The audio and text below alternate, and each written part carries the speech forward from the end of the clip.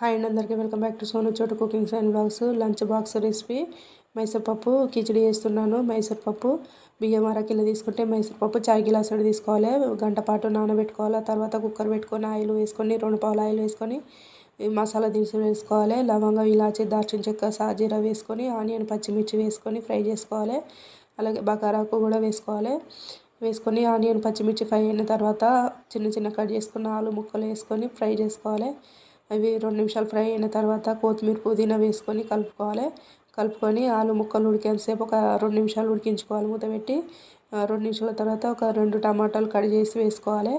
టమాటాలు కలుపుకొని అల్లం వెల్లుల్లి పేస్టు, పసుపు వేసుకోవాలి. తర్వాత తగినంత సాల్ట్ వేసుకోవాలి.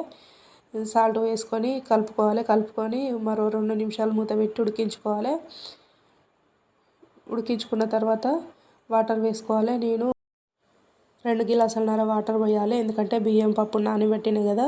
యాక్చువల్లీ 3 గిలాసులు పోసుకోవాలి మనం నార్మల్గా ఉడకబెట్టుకుంటే, కానీ కుక్కర్లో వేస్తున్నాం కాబట్టి 2:30 వేసుకోవాలి. వాటర్ కలుపుకొని ఆ తర్వాత నానబెట్టుకున్న బియ్యం నీళ్ళు వంపేసుకొని వేసుకున్న తర్వాత ఒక విజిల్కి ఉడికించుకున్న తర్వాత వెంబటే తీయకూడదు. 5 నిమిషాల తర్వాత హెయిర్ పోయిన తర్వాత తీయాలి. చూడండి ఎలా పొడి వచ్చిందో. పిల్లలకు లంచ్ బాక్స్ ఇలా చేసి పెట్టండి. సైడ్కు రైతా పెట్టుకొని తినొచ్చు. నచ్చితే లైక్ చేయండి, సబ్స్క్రైబ్